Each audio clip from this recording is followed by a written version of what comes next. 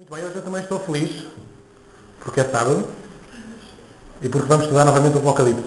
Vocês sabem que tenho debruçado neste assunto, e para mim tem sido uma bênção poder estudar estas profecias.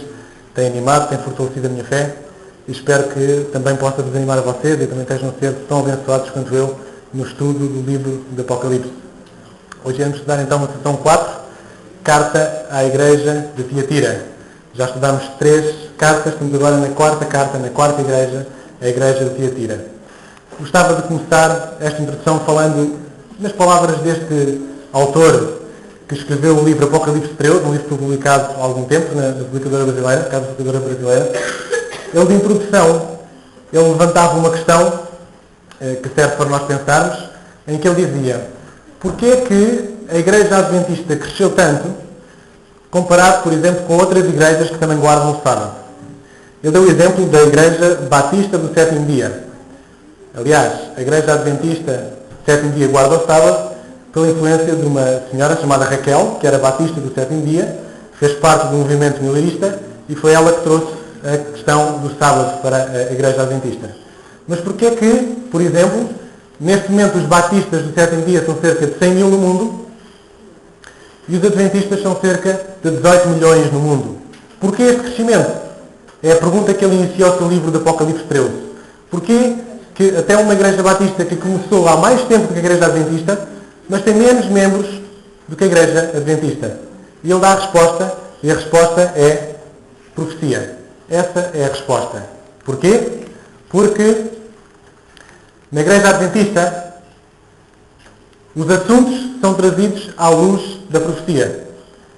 O surgimento da igreja adventista é um surgimento profético, porque a natureza da igreja adventista é uma natureza profética, tem uma história profética, uma mensagem profética, e portanto é isto que faz a diferença. Realmente não se traz um assunto novo à igreja sem que seja analisado à luz da profecia, sem que seja verificada qual é o seu cumprimento profético. E isso faz a diferença, e isso faz a diferença nestes números que aqui estão. E dizer-vos também que os adventistas costumam ser, ou eram, não sei como colocar isto, especialistas em profecia. Costumam conhecer muito bem as profecias. E isso realmente faz a diferença. Conhecer as profecias. E por isso vos propus relermos as profecias. E neste momento do Apocalipse. Diz os 2 versículos que trago para a introdução: crede no Senhor vosso Deus e estareis seguros. Crede nos seus profetas e prosperareis. Prosperareis se crerem nos profetas.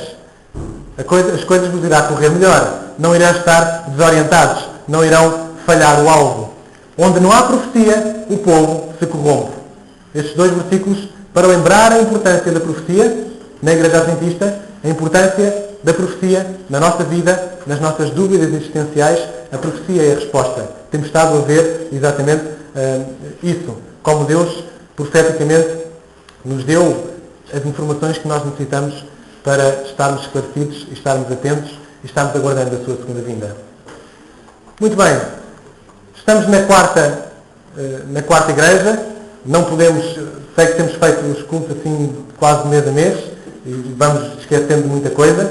Relembrar que os cultos estão publicados, é fácil encontrar, estão no blog, estão no site da igreja, estão no YouTube, é fácil encontrar todas as outras sessões, caso queiram rever, partilhar, mas já estudamos então 3 igrejas, estamos na 4ª.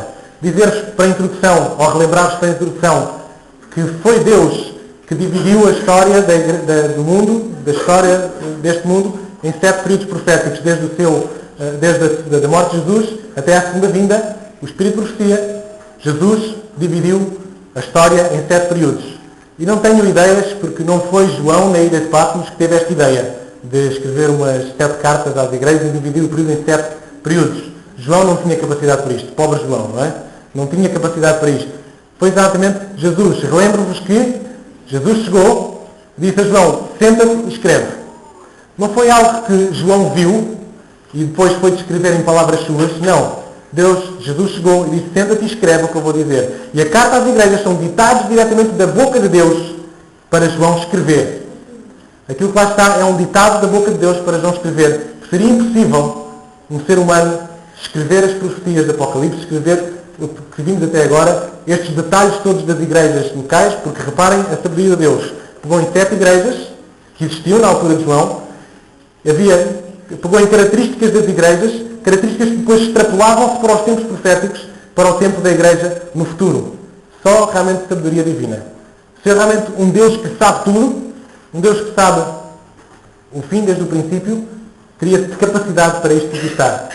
E deixem-me dizer-vos que se só este estudo do Apocalipse, se o estudo das profecias, se a sabedoria de Deus não nos fascinar, se não nos fizer ajoelhar perante Deus, olhando para este Deus maravilhoso, não sei o que mais nos pode fazer ajoelhar perante Deus. Pelo menos respeito por este Deus temos que ter. Respeito por este Deus omnisciente, omnipresente, e que tem a capacidade de escrever algo tão extraordinário como as profecias do Apocalipse para a nossa instrução, com tantos pormenores que nos animam, que nos fortalecem e que animam a nossa fé. Está lá. Precisamos é de ler para que a nossa fé seja animada. Não chega a orar e dizer, Pai, fortalece a minha fé. Mas se não fazes nada, não vais fortalecer a tua fé. Está lá escrito. Deus já deixou. Eu fortaleço a tua fé. Está lá escrito. Vai ler. E quando eu leio e vejo como as coisas acontecem, a minha fé é fortalecida. Não é nenhum ato de mágica. Não há aqui nenhum ato de magia. Há uma intervenção do Espírito Santo na nossa vida, sim. Para dar a nossa parte. Fortalece a minha fé, vai estudar. É o conselho para hoje, para esta manhã, não é? Muito bem. Estudamos 3 igrejas. A 4ª igreja. Estamos na igreja do meio, certo? 7 dividido por 2 é 3,5. Estamos na igreja do meio. Aritmeticamente não estamos. Mas se pensarmos bem, estamos. Porquê? Porque a 4ª igreja passaram 3 igrejas e faltam 3 igrejas. Portanto, estamos na igreja do meio, não é? É isso que estamos a estudar, a igreja do meio. Em primeiro lugar, recordam-se a igreja de Éfeso, a primeira igreja, a igreja desejada, a igreja dos apóstolos, aquela igreja em que os apóstolos estavam animados com a mensagem do Senhor e evangelizaram o mundo de uma forma como nunca se viu, exponencialmente, uma forma muito, em poucos anos conseguiam partilhar a mensagem de Jesus num instantinho e portanto foi uma igreja, a igreja desejada, digamos assim. No final teve aquele conselho de Deus a dizer, vocês já começam-se a preocupar mais em estar sentadinhos a discutir doutrinas do que em fazer o trabalho missionário. Foi o alerta de Deus para esta primeira igreja. Uma segunda igreja, a igreja mártir, a igreja de Esmirna, em que a igreja foi martirizada e muitos morreram, o Coliseu de Roma, se recordam, falámos nisto, muita gente foi morta nesta altura. Até que Satanás percebeu que não valia a pena matar cristãos, quanto mais matavam, mais cresciam, e então mudou a estratégia, e a estratégia da igreja seguinte, a estratégia de Pérgamo, é uma estratégia de união da igreja com o Estado. Não sei se recordam, foi esta a última igreja que falámos, em que a igreja começa a ver uma cedência de parte a parte. Nós já não perseguimos, já não vos matamos, mas vocês fazem aqui umas alteraçõezinhas às vossas doutrinas e às vossas crenças. E foi esta a última igreja que falámos, e percebemos como é que os bispos, como é que os papas ganharam poder, porque chegamos agora ao início da igreja de Tiatira e temos o início da supremacia papal, no ano 538, que é quando começa a igreja de Tiatira, e vai até o ano 1517, com o aparecimento de Lutero. É o que baliza esta igreja, a igreja de Tiatira. É o início da supremacia papal e o aparecimento de Martinho Lutero. Deixem-me dizer-vos que este é o maior período profético de igreja. Tiatira é a maior igreja. É também a igreja que tem mais versículos, ou seja, que Jesus ditou mais para João escrever. É o que tem mais versículos. E, portanto, não contempla os 1260 anos da supremacia papal como nós temos conhecidos, porque essas são as duas igrejas, Tiatira e Sardes, a próxima igreja. Essas são os períodos dos 1260 anos de supremacia papal, mas está dentro desse período da supremacia papal. E vamos então, esta manhã, estudar a 4ª igreja, a igreja de Tiatira. De Tiatira. Temos aqui as igrejas escritas no mapa, neste U invertido, a quem fazia esta linha comercial, a rota comercial em que foi escrita as igrejas, e temos então a igreja de Tiatira, ficada aqui neste sítio. Começar por dizer-vos então que na Tiatira quer dizer contrição, dificuldade, quer dizer oferta de sacrifício, é o que quer dizer Tiatira. Lembrar-vos que o cristianismo agora era a religião oficial. Lembram-se? Roma agora diz, não, o cristianismo agora é a religião oficial, acabou o paganismo, mas disse isto já muito tarde, quando o paganismo já tinha entrado dentro da igreja. Mas agora passou a ser cristianismo, passou a ser a religião oficial. E deixamos agora de ter o Estado a perseguir a igreja, era o que acontecia em Pérgamo, e agora chegamos a Tiatira e temos a igreja a perseguir os cristãos. O Estado deixou de perseguir os cristãos, passou agora a igreja a perseguir os cristãos. é o que acontece de mudança na igreja de Tiatira. Os cristãos eram considerados hereges, inimigos da igreja, que negavam a autoridade e a supremacia e a infidelidade do Papa. E por isso eram alvos a abater, e nós conhecemos este período como o período da Inquisição. Estudámos isto na escola, com certeza, ou já ouvimos falar disto. Foi neste período da igreja de Tiatira. O período em que a supremacia era do Papa, e quem não acreditava, quem não acreditava nisto, era considerado herege. Quem se não se retratava, quem tinha uma fé estranha, uma fé longe disto, então morreu na Inquisição. Agora, a própria igreja a perseguir os cristãos. Vejam o volte face em que isto dá. Falar-vos de Tiatira, neste momento chama-se Akhisar, não sei se é assim que se diz, quer dizer Castelo Branco. Na Turquia, novamente, estamos a falar das cidades da Turquia. É uma província de Manisa, da região do Mar Egeu. Tem cerca de 160 mil habitantes, uma área muito grande, com 95 habitantes por quilómetro quadrado. Isto são são mais habitantes que Odivelas, por exemplo, tem 120 mil, são 160 habitantes, mas tem uma densidade populacional muito mais baixa, portanto, tem uma dimensão muito maior do que Odivelas, e não tem as torres que nós temos, onde temos tanta gente lá acumulada, não é? Portanto, é uma extensão muito maior, mas é mais ou menos as pessoas de Odivelas. Em Tiatira conseguimos encontrar as ruínas da antiga cidade de Tiatira, as ruínas de Tiatira, conseguimos encontrar, tem aqui algumas imagens de algumas colunas, de algumas estruturas, aqui no meio da cidade de Akhisar, portanto está aqui as ruínas da cidade de Tiatira. Dizer-vos que a cidade de Tiatira era a menor das 7, a cidade mais pequena das 7 igrejas a quem Jesus ditou para Paulo escrever, esta era a menor cidade. Não tinha os templos de Pérgamo, lembra-se? Pérgamo tinha muitos templos, havia o culto dos imperadores, tinha templos para tudo o que era, para que era deuses pagãos, não tinha tantos templos assim, não tinha o culto aos imperadores, era pequena, mas era muito produtiva, uma cidade muito produtiva apesar de ser pequena. Produzia principalmente lã, tintura, a púrpura, e bronze, era o que mais produzia a cidade de Tiatira. E tinha famosos tefões e famosos tintureiros que viviam em Tiatira. Dizer-vos, por exemplo, se recordam, em Atos, no capítulo 16, Paulo encontrou uma senhora que vinha de Tiatira. Ele escreve, uma das que ouviram era uma mulher temente a Deus, chamada Lídia, vendedora de tecido de púrpura da cidade de Tiatira. O Senhor abriu o seu coração. Foi uma dos primeiros conversos de Paulo, foi esta senhora, aqui representada, que vendia púrpura e que era da cidade de Tiatira. Tiatira tinha algumas características interessantes e que iremos puxar, interessantes ou nem por isso, que iremos puxar para o estudo também desta manhã. Havia as corporações de ofício. O que era isto? Era como se fosse uma associação de trabalhadores. As chamadas guildas. Era difícil arranjar emprego na cidade de Tiatira se não pertencessem a uma guilda, se não pertencessem a uma corporação de ofício. Ou seja, havia ali os tecelões que tinham uma corporação onde todos deviam estar agregados nessa corporação para arranjar trabalho. E quem não tivesse inserido nestas guildas tinha muita dificuldade em arranjar trabalho em Tiatira. Semelhante às sociedades maçónicas de hoje em dia, não é? Dizer-vos que para entrar nestas guildas havia alguns requisitos. Em primeiro lugar, quem queria entrar nestas guildas tinha que participar dos banquetes consagrados aos ídolos. Ou seja, eles acreditavam que aqueles alimentos que eram consagrados aos ídolos, e quando eles os comiam, ganhavam uma força especial, um poder vindo dos deuses, um bocadinho à semelhança do que nós acreditamos quando comemos o pão da Santa Ceia. Acreditamos que é um símbolo de Jesus e que é um pacto que nós estamos a fazer, a renovar com Deus. Mas aqui acreditavam também que lhe dava-lhes um poder especial, o comer daqueles alimentos consagrados aos ídolos. E por outro lado havia também muitas orgias sexuais nestas guildas. Ou seja, o sexo já tinha passado dos limites do casamento, havia ali troca de parceiros e, portanto, se queriam pertencer àquelas guildas, não podiam ter problemas de consciência com isto, porque senão não eram bem-vindos às guildas. Portanto, imaginem como era a cidade de Tiatira, imaginem como seria para um cristão arranjar emprego, conseguir emprego na cidade de Tiatira. Ou vocês acham que só agora é que é difícil ser cristão?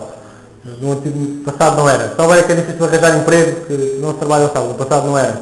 Portanto, imaginem como seria difícil arranjar emprego aqui na cidade de Tiatira e imaginem o contexto, imaginem a sociedade com estas características. Muito bem, como vem sendo hábito, vamos ler os primeiros, ou melhor, vamos pedir ao narrador que leia para nós os versículos de Tiatira para que fiquem na nossa mente, para depois irmos estudando versículo a versículo o que é que o assunto quer dizer.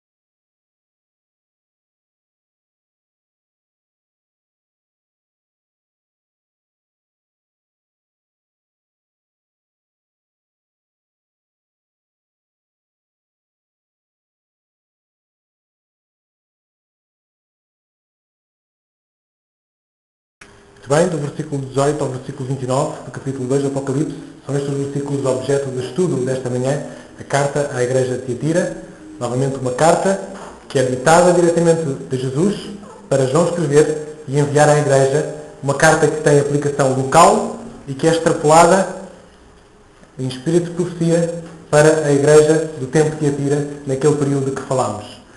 Começamos então a ler, e ao anjo da igreja de Tiatira escreve: isto diz o Filho de Deus. Vocês já sabem, já se lembram que Jesus é apresentado, ou Jesus descreve as suas características à igreja, características diferentes. Em todas as apresentações, todas as formas como Jesus se apresenta à igreja, tem uma apresentação diferente que tem a ver com a mensagem que ele quer transmitir. E posso dizer que esta é a única carta em que Jesus se apresenta como Filho de Deus. Eu sou o Filho de Deus. Esta é uma característica de Jesus e ele apresenta o seu Filho de Deus. É a única carta. E porquê que Jesus se apresenta como Filho de Deus e esta é a única carta à igreja em que ele se apresenta? Por uma razão muito simples. Porque naquele tempo, o líder da igreja de Tiatira usava uma tiara em que tinha escrito Vicarius Filius Dei, que quer dizer o substituto do Filho de Deus. Como sabemos, isto continua a ser usado na Igreja Católica e é por isto que Jesus apresenta-se e diz: eu sou o Filho de Deus. Não há substituto. Como está na Igreja de Tiatira. Não há substituto. É por isso que Jesus apresenta esta característica inicialmente, exatamente para aquele tempo, naquele tempo em que os líderes diziam-se que eram substitutos de Cristo. E é o que ainda hoje diz, que realmente eles são substitutos de Cristo. Os líderes da Igreja estavam a usurpar este título. E por isso Jesus vem dizer: eu é que sou o Filho de Deus, não tenho substituto. Continuamos. Que tem os seus olhos como chama de fogo e os seus pés semelhantes a lutão reluzente. Mais duas características de Jesus. Muitas vezes ele tem-se apresentado às igrejas com olhos de fogo. Não é? Esta já se tem apresentado outras vezes. Porquê? Para mostrar exatamente que os olhos que penetram tudo e que nada escapam. Como o fogo purifica o metal, não é? Tira as impurezas e fica o metal, assim também são os olhos de Deus. Ou seja, não vale a pena tentar enganar a Deus porque Ele vê tudo. Não vale a pena porem o sol com a peneira porque Deus sabe, Deus vê. Os olhos, quando olham para... Quando João descreve Jesus com olhos de fogo, é uns olhos que penetram tudo, que João não pode se esconder. Não estou a imaginar os olhos de Jesus a arder, não é? Não é essa a ideia. Mas são os olhos com uma imagem que penetram a alma de quem olha para eles. Porquê? Porque deste Jesus nada se esconde. Não vale a pena viverem um cristianismo a meio gás, porque não se consegue esconder nada deste Deus que tem os olhos de fogo. E ele apresenta ainda outra característica, que é o latão reluzente. Os pés como latão reluzente. E é curioso porque em Tiatira eles produziam bronze. mas agora estava ali aquele que tinha os pés de bronze. Não sei se vocês conseguem imaginar a ideia de uns pés de bronze. São pés de autoridade. São pés que quando pisam, esmiuçam tudo.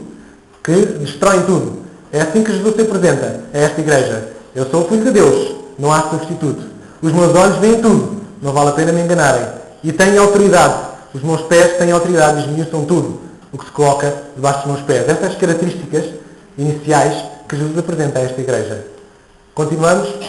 E antes disso gostava de vos fazer pensar um bocadinho e perguntar-vos: qual é a imagem que vocês têm de Jesus? Quando vocês falam de Jesus, qual é a imagem que vos vem à mente? Será aquela imagem daquele jovem de barba aparada, no meio do povo, a dizer maravilhas, a dizer palavras bondosas, a dizer, ter sempre uma palavra amiga, a curar os doentes? É esta a imagem que tem de Jesus? É esta a imagem que vem-vos à cabeça? Será a imagem da crucifixão, de um Jesus sangrar, de um Jesus sofredor? É esta a imagem que vos vem à cabeça? Não sei qual das duas vos aparece inicialmente, quando pensam em Jesus. Mas deixem-me dizer-vos uma coisa. João vem-nos mostrar uma nova imagem de Jesus. João vem-nos dizer que é verdade que Ele é aquele Deus bondoso, é verdade que Ele é aquele Deus sofredor, mas é verdade que Ele também é Rei. Quando João vê Jesus novamente, ele já não vê como Jesus sofredor, nem como aquele Jesus que esteve, mas vê Deus, Rei poderoso do universo. E nós, às vezes, precisamos de olhar para Jesus nas suas diversas formas. Nós precisamos de um Jesus bondoso, de um Jesus nosso amigo, de um Jesus que nos perdoa quando nós erramos, de um Jesus que está ao nosso lado. Precisamos também de olhar para este sacrifício, porque Ele perdoa-me por causa do seu sacrifício. Por isso Ele me pode perdoar. Mas eu não posso esquecer que Deus também é Rei, que Jesus também é Rei, e que Jesus também tem olhos de chama de fogo. E se eu não me arrepender, esses olhos olham para mim e analisam-me de cima a baixo. Tem que ter uma imagem completa de Jesus. Não posso ter uma imagem destruída. Não posso ver só um lado, só uma característica de Jesus. Como as igrejas, eu preciso às vezes de características diferentes de Jesus em determinados momentos da minha vida. Mas não posso anular características de Jesus. Lembrem-se que Jesus também é Rei. E quando aparece a João, aquele que tinha andado com ele, não é, durante aqueles 3 anos, ele aparece a João agora como Rei. Acredito que João até teve que cortar um bocadinho os olhos, mas este é Jesus. Este é aquele que andou comigo, porque ele agora aparece como Rei. Não percam esta imagem deste Jesus agora como Rei. Vamos ver quais são as primeiras mensagens que Jesus apresenta a esta igreja. Ele começa por dizer: eu conheço as tuas obras, e o teu amor, e o teu serviço, e a tua fé, e a tua paciência, e as tuas últimas obras são mais do que as primeiras. Parece bom para começar, não é? Para iniciar, estas primeiras palavras são palavras animadoras. E dizemos que se ficássemos por aqui já ficávamos muito bem. Obras, amor, serviço, fé, paciência. E ainda outra característica. Lembram-se? As tuas últimas obras ainda são melhores do que as primeiras. Ou seja, esta igreja foi uma igreja que progrediu. Diferente de todas as outras, que é descrito que cada vez foram mais ao fundo. E há dia sempre coisas estavam a afundar. Esta igreja é descrita até que ela até melhorou em algumas coisas. Vamos ver depois o que é esta coisa que melhorou. Aliás, já tinha aqui a imagem, não é? O que melhorou foi exatamente a reforma protestante, que deu uma nova chama à verdade. Esta foi a melhoria da igreja de Tiatira. Dizer-vos que lembram-se do método sanduíche que falámos? O método sanduíche, o método como Jesus apresenta, elogia e dá a demonstração, dá a advertência à igreja. Primeiro dá o elogio, e é o que ele está a fazer agora, a seguir dá a advertência e termina com o elogio novamente. É um método que nós também devíamos usar como pedagogos, não é? Não é só criticar, não é só ir à camada do meio, não é? E disparar em críticas. O método sanduíche é um método pedagógico que Jesus nos ensina e que é importante para nós, para os nossos filhos, para os nossos empregados, para os nossos patrões, seja para quem for, quando temos que fazer uma crítica, é bom usar o método sanduíche. Aproveitar as coisas boas, dizer as más que sejam para dizer e voltar outra vez às coisas boas. É o que nos ensina nestas cartas à igreja, este método sanduíche. E, portanto, estamos na primeira parte em que Jesus está a elogiar a igreja e está a elogiar pelo seu progresso, está a elogiar porque teve paciência, porque teve fé, porque se manteve. E continuamos. Mas tenho contra ti que toleras Jezabel. Esta é a primeira advertência. E precisamos de começar a perceber o que é isto. Em primeiro lugar, tolerar. Reparem que aquilo que Jesus vai dizer a esta igreja não é que vocês estão a errar nisto, estão a pecar nisto. Não, estão a tolerar. Mas parece que tolerar aqui era tão mau como pecar. Mas parece que tolerância não é assim um termo tão usual. Nós dizemos que temos que ter tolerância entre nós, que temos que ter o economismo, portanto temos que dar-nos todos bem nas igrejas. Afinal, como é que dizem os nossos... Quando nós dizemos, eu sou dentista, eles dizem, sim, o Deus é o mesmo, estamos todos à procura do mesmo, e portanto nós temos que ser tolerantes, haver paz entre todos. Mas a igreja de Tiatira é acusada de tolerar. Parece que Deus não ficou muito contente com a tolerância desta igreja. Tolerou o que Jezabel fazia. E deixem-me dizer-vos, muitas vezes, quando nós toleramos, estamos a errar tanto como se estivéssemos exatamente a pecar. Tolerar é pecar também. E por isso, este primeiro erro é tolerar. Imaginemos nós também, e tenho aqui o exemplo das leis humanas. Nós, quando erramos a nível das leis humanas, quando cometemos um crime, não vale a pena ir lá dizer, mas eu não conhecia a lei. Eu não conhecia a lei. Não há tolerância. A lei está escrita, não conhece, o problema é teu, a lei é para se cumprir. Não é? Nós muitas vezes somos tolerantes demais do que devíamos de ser. Continuando então, tem contra ti que toleras Jezabel. Jezabel é uma palavra-chave para entendermos a carta a Tiatira. E para isso precisamos então de desencriptar, lembram-se do termo, já usamos outras vezes, temos que desencriptar a palavra Jezabel para entender o que está aqui a fazer no contexto. Primeiro, quem era Jezabel? Não sei se recordam, está aqui uma imagem de Jezabel. Jezabel era fenícia, era filha de um sacerdote de Baal. Jezabel quer dizer Baal exalta. E essa Jezabel era casada com o rei Acabe. Recordam-se? O rei Acabe quem era? Era um rei de Israel. E esta mulher fenícia, esta Jezabel, era ela que usava as calças lá em casa. Perdoe-me o termo. Ou seja, Acabe fazia tudo o que ela mandava. Era ela que ordenava a vida política, a vida financeira de Israel e a vida religiosa. Era Jezabel que lá mandava, era ela que dizia como é que se fazia. Acabe dizia que sim, e o povo de Israel tinha que obedecer à rainha, que assim mandava, não é? Portanto, ela corrompeu o marido e corrompeu todo o Israel. Esta história está em 1 de Reis 18 a 21, sobre Jezabel. E é esta Jezabel que temos que pensar quando falamos da igreja de Tiatira para entender o que ela fez. O que ela fez em Israel? Idolatria. Trouxe idolatria para Israel. Trouxe outros deuses para Israel adorar. Ela proibiu o culto a Deus, ao Deus verdadeiro. Jezabel chegou a este ponto. Daqui já não se adora mais a Deus. Agora tem que adorar os ídolos que eu coloco. Ela passou a adorar o Deus Sol. Agora tem que adorar o Deus Sol. Trouxe sacerdotes pagãos que comiam à sua mesa, que estavam no reino. E os sacerdotes do Senhor eram perseguidos. E muitos foram mortos, como nós sabemos, no tempo de Jezabel. Portanto, está aqui a chave para entendermos agora a Jezabel de Tiatira. Quem era a Jezabel de Tiatira? Tenho contra ti que tu eras Jezabel, mulher que se diz profetiza. O que é mulher? Vamos às nossas chaves, ao nosso símbolo e significado. Mulher é a igreja. Vamos ver isso muito bem quando falarmos em Apocalipse 12, em que falamos da Virgem, da mulher pura, que é um símbolo da igreja de Deus, e em Apocalipse 17, a mulher impura, que é a igreja de Satanás, que é a igreja do pecado. Sabemos que em Apocalipse, quando falamos de profecia, falamos de mulher, estamos a falar da igreja. E aqui é a mesma coisa. Jezabel, uma mulher, porque estamos a falar de uma igreja, de um sistema montado. Que se diz profetiza. Ok, vamos começar a montar agora aqui algumas coisas. Esta Jezabel, que é um símbolo de igreja, diz-se que é profetiza. Vamos ver a diferença. Um profeta do Senhor é aquele que recebe a autoridade, uma autoridade de Deus, uma mensagem de Deus para partilhar. Ele vai partilhar essa mensagem, vai divulgar essa mensagem, vai dizer essa mensagem que foi a autoridade de Deus. Que foi Deus que lhe transmitiu. Vai e diz isto. Vai e explica isto.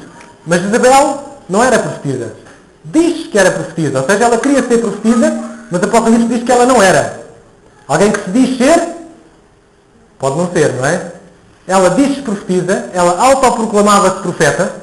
Ou seja, eu tenho autoridade de profeta. Mas ela diz-se profetisa, ela não era profetisa. Temos uma igreja, um sistema montado que se diz que é profeta, que tem autoridade para trazer as mensagens do Senhor, que é o que faz um profeta. O profeta traz a mensagem do Senhor. Ela dizia que tinha essa autoridade, embora dizia que as mensagens traziam eram do Senhor. Estão a ver onde é que isto vai dar? Estão a ver o erro para onde isto vai dar? E depois, qual era o erro daqui? Ensinar e enganar os meus servos para que se prostituam e comam dos sacrifícios da idolatria. Esta mensagem aqui era fácil de entender pela questão das guildas, não é? A prostituição e a idolatria. E vamos ver exatamente o que é a prostituição e a idolatria. Se o ponteiro deixar. Não está a funcionar aqui o ponteiro. Já lá foi. Muito bem. Autoproclamava-se profeta, ensinava e persuadia. Reparem, ensinar já era mau. Vir aqui e dizer umas coisas erradas já é mau. Agora, ela persuadia a fazer o mal. Já era mau ensinar. Agora, levar as pessoas a fazer o mal, levar pela mão, olha, vamos fazer assim, levar, isso ainda era pior. E era o que ela fazia. Ensinava e ainda persuadia. Então levava as pessoas a fazer o mal. Idolatria e prostituição. O que é que são estas duas coisas que aqui estão? Idolatria é a corrupção da verdade. Falsas doutrinas, não é? É o que quer dizer a idolatria. E a prostituição é o paganismo, é o uso das velas, das imagens, das exposições, é o que é considerado a prostituição. Vimos isto na igreja de Pérgamo, na igreja anterior. Portanto, ela vai trazer as suas doutrinas, ela vai autoproclamar-se profeta, tem a mensagem do Senhor, é o Senhor que está a dizer isto, e portanto está aqui e há a corrupção então das verdades, porque a profetisa não era verdadeira, estava a trazer profecias suas e não profecias do Senhor, e traz então, prostituição traz todos os rituais pagãos, como acontecia com Jezabel, que trouxe o paganismo para dentro de Israel. Não é? Muito bem. Deixa-me dizer-vos agora que eu creio que nós já conseguimos montar aqui o puzzle. E montem o puzzle comigo. Uma igreja que esteve em força entre o ano 528 e o ano 1517. É o ano da igreja de Tiatira. A Idade Média, como nós chamamos. Continuamos a montar. Uma igreja que o líder intitula-se Vicarius Fides Dei, substituto de Cristo. Uma igreja que dizia líder, diz profeta de Deus irrepreensível. Uma igreja que diz que este é o profeta, ele manda, ele diz, ele tem autoridade para. Uma igreja em que os sacerdotes estão vestidos de púrpura, que acontecia no ano 500, anos 500 depois de Cristo, os sacerdotes vestiam-se de púrpura, como a igreja de Tiatira. Idolatria para dentro da igreja. Falsas doutrinas. Traziam falsas doutrinas para dentro da igreja. Mais uma peça do puzzle. Adoravam costumes pagãos. Trouxeram paganismo para dentro da igreja, este sistema. Adoração do Deus Sol, como fazia Isabel. Sunday, o dia do domingo. Perseguiu os verdadeiros profetas do Senhor, como fez Isabel, não é? Este puzzle todo só pode acabar aqui. Não sei se vocês conseguem enquadrar isto em mais alguma igreja, em mais algum sistema. Eu não consigo. Se alguém conseguir, depois que me diga quem é que monta mais peças neste puzzle. Dizer-vos que Jezabel foi a igreja do período de Tiatira e foi sujeita aos mesmos erros do que o povo de Israel nas mãos de Jezabel. Jezabel serve para símbolo, para imagem, para nós entendermos aquilo que aconteceu com Acabe e Jezabel no tempo do povo de Israel, aconteceu agora na igreja de Tiatira com este sistema montado, que teve os mesmos erros que Jezabel teve perante o povo de Israel. Continuamos. E deu-lhe tempo para que se arrependesse da sua prostituição e não se arrependeu. Deus deu tempo à igreja de Tiatira e continua a dar tempo à igreja para que se arrependa. Deixa-me dizer-vos que o que é necessário para o arrependimento? É impossível que eu me arrependa se eu não sinto a consciência pesada. Se eu não sinto que tenho alguma coisa mal. Se estiver tudo bem comigo, eu não vou querer me arrepender. Eu só tenho algo para me arrepender quando o meu coração está constrangido, quando sei que estou a fazer alguma coisa mal. Portanto, esta igreja sabia que estava a fazer o mal. Sabia que estava a errar. Teve tempo para se arrepender. Ela tinha consciência do seu erro. Mas não quis errar, não quis se arrepender, não quis mudar a trajetória. Lembro os dois versículos. Deus não tendo em conta os tempos da ignorância. Deus é um bocadinho diferente das leis humanas. Nas leis humanas, como vos dizia, prevaricaste a lei, mesmo que não a conheças, és punido. Deus funciona um bocadinho diferente. Porque é justo. Deus diz, não vou tomar em conta se a pessoa não sabia qual era a regra, se ela errou a regra, não vai ser punida por isso. Mas agora que conhece a regra, então agora já pode ser punida por isso. Porque Deus é misericordioso, mas também é um Deus justo. E seria injusto se não houvesse punição para aquele que erra, não é? Para aquele que continua a errar e não pede perdão, em que a sua carta não é limpa, esse terá que ser exatamente punido. E por isso diz também em Hebreus, porque se pecamos voluntariamente depois de termos recebido o conhecimento da verdade, já não resta mais sacrifício pelos pecados. Se eu continuo a errar numa coisa que sei que estou a errar, então já não serve nada, já não há mais sacrifício para mim. O sacrifício de Jesus já não pode fazer bem. Porquê? Porque eu não o aceito. Porque eu sei que estou a errar e eu não quero saber. E esta igreja do tempo de Isabel, esta igreja do tempo de Tiatira, era assim. Tinha consciência do seu erro. Sabia que estava a errar. Sabia que não era profetisa coisa nenhuma. Sabia que estava a trazer coisas fora da Bíblia. Mas não se quis arrepender e por isso será julgada como réu de morte. E é o que diz o versículo a seguir. Muito tempo foi dado. Prostituição espiritual, infidelidade a Deus. E a igreja foi contaminada com a doença de Jezabel, da qual não se quis curar. Este é o símbolo de um vírus. Como um vírus, esta doença desta Jezabel foi se espalhando pela igreja e a igreja não se quis curar desta doença. E reparem então agora a provação. Eis que porei numa cama e sobre os que com ela adulteram, sobre os que adulteram com ela virá grande tribulação se não se arrependerem das suas obras. Mais uma vez, Deus diz, aqueles que não se arrependem deste sistema, aqueles que adulteram com Jezabel, ou seja, aqueles que compactuam com o sistema de Jezabel, eles serão punidos. E diz-nos então que chegará a condenação para Jezabel e para os que com ela adulterem. Quem são? Jezabel é o sistema que representa aquela igreja daquele tempo, os que com ela é os que aceitam as suas mentiras. Os que aceitam as mentiras da sua igreja serão condenados com esta igreja. Grande tribulação, vamos falar depois em Apocalipse 17, 18. Apocalipse, não sei se recordam-se como tinham dito, as primeiras cartas das 7 igrejas percorrem todo o período e depois do versículo 3 para a frente do Apocalipse, do capítulo 3 para a frente do Apocalipse, vamos começar a pegar em partes da história com mais detalhe. Portanto, agora temos o panorama geral. Se aprendemos a história das 7 igrejas, já sabemos muito. Mas depois ainda vamos esmiuçar mais um bocadinho em cada capítulo partes específicas das histórias das igrejas e da história do mundo. E ferirei de morte os seus filhos, e todas as igrejas saberei que eu sou aquele que sonda os rins e os corações, e darei a cada um segundo as suas obras. Portanto, estamos a chegar a um momento agora de retribuição, em que diz-nos, os seguidores, os descendentes espirituais, matarei-os de morte. Estamos a falar do quê? Da segunda morte. Ou seja, estou a dizer que eles vão ter a morte eterna. Jesus está a falar porquê? Porque ele está a falar da retribuição das obras também. Todas as igrejas saberão. Quando é que todas as igrejas vão saber? Vão saber na altura do juízo final. Na altura em que realmente o juízo será completo. As igrejas não sabem, neste momento as igrejas para trás, não é? Não sabem de toda a história. Quando é que todas as igrejas vão saber? Quando é que todo o mundo vai saber? Quando chegarmos exatamente ao céu e tivermos então este juízo. Darei a cada um segundo as suas obras. Os cristãos, os verdadeiros cristãos, a absolvição, os ímpios, a condenação. Portanto, aqui neste versículo que lemos anteriormente, Jesus está a falar então deste momento final da história do juízo. E continuemos. Mas eu digo-vos a vós e aos restantes que estão em Tiatira, a todos quantos não têm essa doutrina e não a conheceram, como dizem, as profundezas de Satanás, que outra carga não vos porei. Portanto, Jesus está aqui a falar agora para uns que não se submeteram às doutrinas de Isabel, e diz, não vos vou pôr outra carga. O que é que ele está a falar? Restantes de Tiatira, em primeiro lugar. Quando fala aos restantes de Tiatira que não aceitaram aquilo, está a falar de uma minoria. Está a falar de uma minoria fiel em meio à apostasia de Isabel. Aqueles que não têm esta doutrina e não conheceram as profundezas de Satanás. Agora esta mensagem é para aqueles que viveram no tempo de Tiatira, viveram no sistema de Tiatira, mas saíram quanto antes do sistema de Tiatira e não deixaram-se influenciar. A esses temos os valdenses, os albinenses, os hugonotes, são alguns que viveram no norte da Itália, no sul de França e que viveram exatamente em zonas isoladas, eram fiéis às verdades bíblicas, copiavam os textos da Bíblia, aceitavam que a Bíblia tinha autoridade, não era a Igreja, não era o Papa, não era a Jezabel, não era o seu montado, era a Bíblia, e por isto foram perseguidos e foram mortos. E Jesus está a falar para estes, os restantes de Tiatira, esta minoria, estes que não se contaminaram, estes peço-vos uma carga, mais de uma carga vos porei. E o que é isto? Mais de uma carga.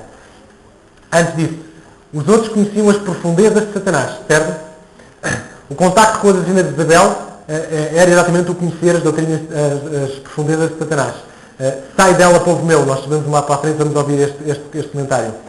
E vemos aquilo que está em 1 Coríntios 2:10. Mas Deus nos revelou pelo seu Espírito, porque o Espírito penetra todas as coisas, ainda as profundezas de Deus. Ou seja, Deus quer que nós conheçamos as profundezas de Deus, não as profundezas de Satanás. Aquilo a que somos convidados é a conhecer as profundezas de Deus, não é as profundezas de Satanás. Deus está a chamar ao sistema de Tiatira as profundezas de Satanás. Outra carga não vos ponho. Qual é a outra carga que Jesus não ia pôr aos valdenses, aos hugonotes, àqueles que estavam ali a trazer a verdade. Nada mais peço, apenas a conservação da verdade. Conservem esta verdade. Mais nenhuma carga terão senão esta. Conservem a verdade. E não foi fácil conservar a verdade naquele tempo. Nós sabemos como eles tiveram que fugir, mas como eles também eram missionários. Eles tinham uma escola lá nas montanhas, lá nos vales, em que ensinavam as pessoas, preparavam missionários, os missionários iam e falavam, iam e pregavam, e levavam Bíblias escondidas, pedaços de Bíblia escondidos, para mostrar a Bíblia às pessoas, para eles verem que não era assim que estava escrito na Bíblia. Não era assim. A igreja tinha doutrinas que não eram doutrinas bíblicas. Sabemos da questão da queima das Bíblias, de tudo aquilo que aconteceu. Não foi fácil para estes restantes de Tiatira. Continuamos. Mas o que temos, retende-o até que ele venha. E o que é que Jesus está a falar? Está a falar exatamente fidelidade até à segunda vinda. Retende até que ele venha, está a falar até que ele venha uma segunda vez. Esta é uma mensagem para o tempo de Tiatira, para os valdenses, e é uma mensagem para nós também. Esta verdade, retende-a até que ele venha. É uma mensagem para nós também. E ao que vencer, porque há vencedores na igreja de Tiatira, e ao que vencer e guardar até ao fim as minhas obras, eu lhe darei poder sobre as nações. E como a vara de ferro regerá e será quebradas como vasos de oleiro, como também recebi do meu Pai. Ou seja, Deus está a dizer aqui, Jesus está a dizer aqui, que a autoridade que ele recebeu do Pai também vai dar a estas igrejas, e estas igrejas vão participar do juízo. Haverá vencedores em Tiatira e serão participantes da obra do juízo do milénio. Sem poder na terra, mas no céu terão poder sobre as nações. Podiam ser as últimas pessoas desejadas nesta terra. Podiam ser perseguidos pela igreja. Podiam ser perseguidos pelo Estado. Podiam ser perseguidos, podiam ser mortos. Mas estes que podiam não ter nenhum poder aos olhos do mundo, irão ter muito poder quando chegarem ao céu. Serão exatamente juízes. Irão receber o poder de julgar como que Jesus recebeu do Pai, como ele diz no versículo. E dar-lhes-ei a estrela da manhã. Dar-lhes-ei a estrela da manhã. Este é interessante, porque a estrela da manhã nós sabemos que é Lúcifer, não é? Lúcifer era a estrela da manhã. Era. Mas já não é. Agora nós temos eu sou a estrela da manhã. Apocalipse 22:16. Estrela da alva nasce em vossos corações. Falamos de Jesus. Satanás era realmente a estrela da manhã, mas agora Jesus diz, não é as profundezas de Satanás, é as profundezas de Deus que deves conhecer. Não é ele que brilha agora, ou melhor, ele nunca brilhou, nunca foi Deus, ele queria ser, depois quis ser Deus e por isso temos a queda de Satanás, mas é Jesus exatamente esta estrela da manhã que nós devemos procurar. Não devemos procurar a estrela, as profundezas de Satanás no sistema de Jezabel, precisamos de olhar para a estrela da manhã, que é Jesus. Não conhecendo Satanás, no momento mais escuro da terra, conhecerão a verdadeira estrela da manhã. É o que nos diz o Espírito de Profecia. Se não conhecemos Satanás, naquele momento mais escuro da terra, iremos conhecer então a verdadeira estrela da manhã. Jesus é essa estrela da manhã. Quem tem ouvidos, ouça o que o Espírito diz às igrejas. Como vos dizia, em 1517 surgiu então Martinho Lutero, que deu fim a esta igreja de Tiatira. Martinho Lutero, um monge alemão em Wittenberg, iniciou a reforma protestante. Escreveu todas aquelas as famosas oposições que Martinho Lutero escreveu na porta da igreja, quando toda a gente no domingo ia à igreja. Ele escreveu exatamente, falava sobre a infalibilidade do Papa, que o Papa não era infalível, era um homem como outro qualquer, opôs-se às vendas das indulgências, à venda dos terrenos do céu, vendiam o céu aos bocadinhos, não é? À venda de várias coisas, eram diversas as oposições de Lutero. E ele colocou isto na porta da igreja, ao domingo, quando as pessoas iam lá adorar, e ficavam, naquela altura nem sequer havia, agora há muitos outdoors e muitas coisas escritas, a gente quase nem se percebe. Naquela altura a escrita não era tão desenvolvida, ver aquilo chocou, e as pessoas foram ler e foram ver o que é que os conseguiam ler na altura, e foram ver o que lá estava escrito. E este então é o fim do período de Tiatira, é exatamente com Martinho Lutero. E daqui acho que temos... Lembram-se que fazemos sempre o testezinho, que é para ver se estiveram atentos. Que é para ver se vale a pena continuar ou se ficamos por aqui. Muito bem, significado de Tiatira. Dificuldade, contrição, sacrifício de contrição é o que quer dizer Tiatira. Anos. 1517. Alguns também fizeram apontamentos, não é? De 538 a 1517 é o tempo da igreja de Tiatira. Como é que Jesus se apresentou? Filho de Deus. Uma característica diferente de todas as igrejas. Eu sou o Filho de Deus. Não há substitutos de Filho de Deus. Eu é que sou o Filho de Deus. E mais duas características. os olhos de fogo e os pés de vento. Não é? Qual foi o elogio? Que o primeiro elogio que se ficasse por ali estava muito bem esta igreja.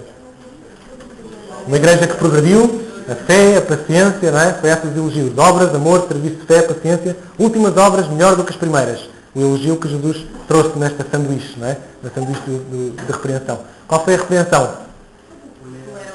Toleras o erro, toleras o que Jezabel trouxe. Deixa Jezabel se diz profetiza ensinar e enganar os meus servos. Deixou, tolerou. O conselho? Arrependimento. Arrepende. O que tens, guarda-o até ao fim. Guarda essa verdade até ao fim. Foi o conselho para a igreja de Tiatira. A seguir temos a promessa. Qual foi a promessa? Vais ter a estrela da manhã. Vais reinar, vais governar, vais ser juiz. Poder sobre as nações. Não tens nenhum poder na terra, mas terás poder sobre as nações. Receberás a estrela da manhã. Jesus é entregue aos fiéis da igreja de Tiatira. Entregue como presente e é entregue também a cada um de nós. Para terminar, deixem-me voltar-vos aqui a Martinho Lutero para pensarmos em algo que este homem fez. Martinho Lutero, em 1521, foi chamado perante a Dieta Católica, em Worms, e ele sabia para o que ia. Aliás, os amigos diziam, não vás, Lutero, vão-te matar. Não vás, Lutero, não vai ser bom.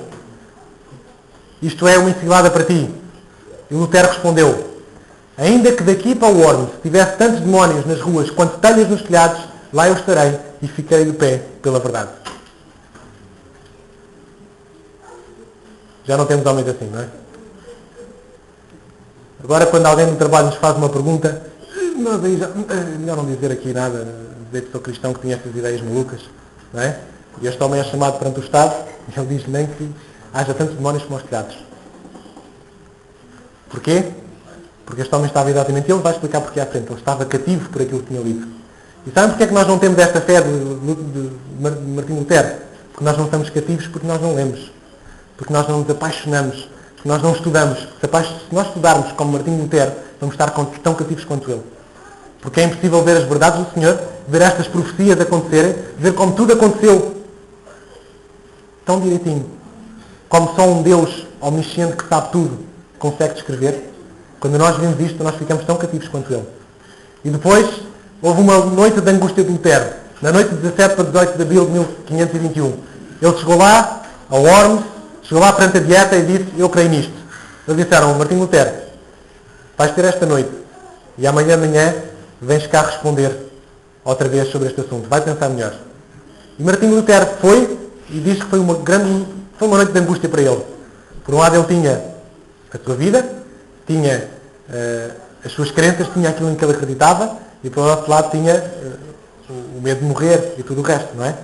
E esta foi uma noite de angústia, talvez uma noite de, como é que nós dizemos, de angústia de Jacó, para Lutero.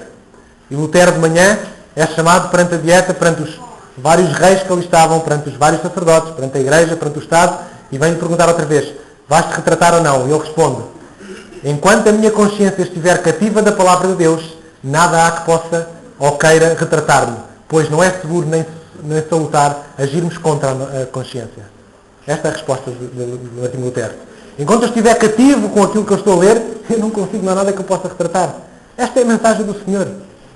Nós somos finitos. O Senhor é eterno. A sua mensagem dura para sempre. As nossas não. Não é? Seria uma estultícia pensar de outra maneira, fazer de outra forma. Martinho Lutero não morreu aqui. Ele tinha um rei que era muito, gostava dele, era muito amigo dele, e que o vai poupar, e Martinho Lutero é isolado, mas ele continuou a escrever sermões, ele estudava durante o dia, depois ia à igreja e pregava na igreja, e portanto o momento da reforma continuou, com este homem que não se vergou, com este homem que era cativo pela palavra. Meus queridos, precisamos de ser cativos pela palavra. Mas para sermos cativos temos que nos cativar por ela, e temos que ler, porque, como vos dizia no início, a fé não se ganha por artes mágicas. A fé ganha-se quando eu olho, quando eu contemplo, quando eu vejo e quando eu vejo que realmente o Senhor é maravilhoso e está lá tudo escrito. Dizer-vos ainda, e temos muito firme a palavra dos profetas, da qual bem fazeis estar atentos, como a luz que ilumina em lugar escuro, até que o dia amanheça e a estrela da alva apareça em nossos corações. Esta estrela da alva Este Jesus é prometido também a cada um de nós. É prometido, se realmente estivermos muito firmes, estivermos firmes na palavra dos profetas, se olharmos para as profecias da forma como elas devem ser olhadas, como motor, como motivação da nossa fé.